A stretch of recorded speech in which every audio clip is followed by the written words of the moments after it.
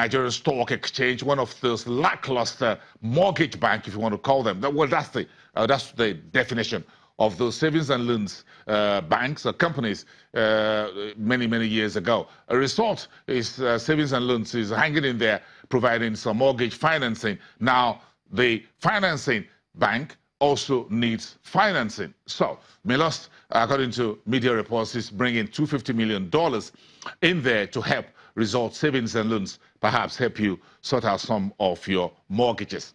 That's already in the news. Then we have the Japol Oil Maritime Services, PLC, listed on the market. $350 million was what we were told Milost Incorporated of the United States is bringing in.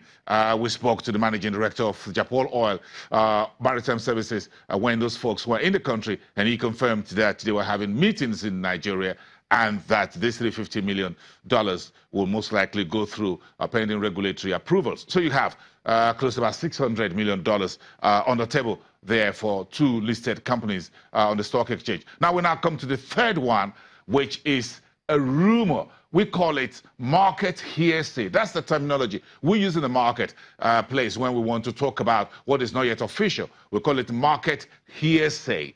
But it's rumored that Milost will bring $1 billion, that's about 360 billion naira, into the Tier 3 listed lender, Unity Bank PLC. With that bank has very heavy bad loans book, non-performing loans, and also seeking regulatory recapitalization. But just before we came on air, we got a press statement from Unity Bank titled "No Investment of $1 Billion by Milost." That's 1, 2, 3, 4, 5. Okay, we got a 5-paragraph statement via email this morning, less than an hour ago, from Unity Bank Corporate Communications statement. Quote, "We categorically dismiss media claims of any such deal and advise the public to disregard any information to the contrary that Milost is putting $1 billion into Unity Bank PLC." The bank statement in paragraph 3 says to make clarifications regarding its ongoing recapitalization programs to the effect that Unity Bank has not received commitment for investment of $1 billion from Milost. The bank went on to say that no agreement has been reached with Milost Incorporated to warrant such speculation. The Tier 3 lender, however, says is in talks with a number of potential investors, and none of those discussions are yet concluded. And finally, this is what the last paragraph says. The bank has set realistic milestones on the recapitalization program and will update the public on the progress from time to time. That's from Unity Bank just about a few minutes ago, clarifying that what you've seen in the news and on social media, that $1 billion from Milost Incorporated of USA is coming into Unity Bank. The bank says not such money, and such speculation is wrong.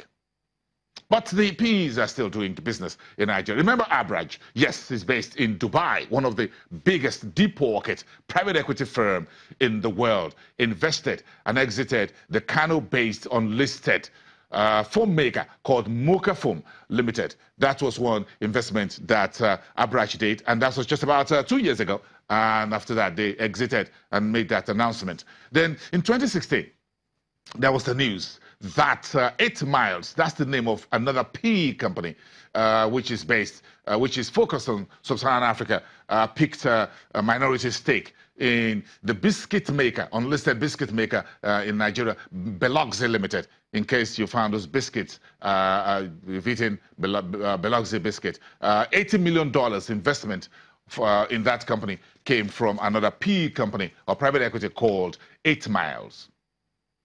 And that's where the story stands at the moment as far as those investments are concerned in private equity.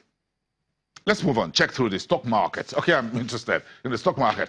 The loss to start the week was slightly lower than what we saw on Friday for last week. Last week we lost about 1.75%. We're starting Monday and this trading week in the red, with about 0.25% 5%. We're well below our 42,000 now. We're sunk to 41,823 at the stock market, and ooh la la, we lost 15 trillion.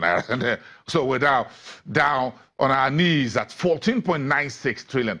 Last year, we crossed 16 trillion. So within the last less than a year, somewhere, we've lost about 1 trillion, close to 2 trillion, thereabout. We've seen a bit of a profit taking their investors. Year to date, we're now about 9.42%, still positive, but single digit of that. Month to date, we're down 3.43 since the 1st of March. I want everyone to beware of the Ides of March. I didn't make that. You just need to go back to literature and read that up, if you try to remember what the meaning of the Ides of March actually means. 327.75 million shares was what we traded yesterday for 5.25 billion. Very small volume compared our daily average, as it were, 5,366 transactions. But let's go to the 5 sectors. Okay, there's a mix of red and green. Take your pick. The banks came back with a 0.28%. GT Bank and Zenith Bank made a U-turn after investors took profit on those 2 main lenders last week. Despite their positive numbers, we're still waiting for the full year earnings from other tier 1 lenders like Access Bank, FBN, and the UBA. They haven't turned in those numbers. Then we have Mansard Insurance dragged that sector by 1.72%. Oil and gas less than 1% in the red. Consumer goods 1.14%. I will just talk a little bit that later on the program. Let's give you a break. Then we'll right back. We're talking about what are the burning issues for local consumers.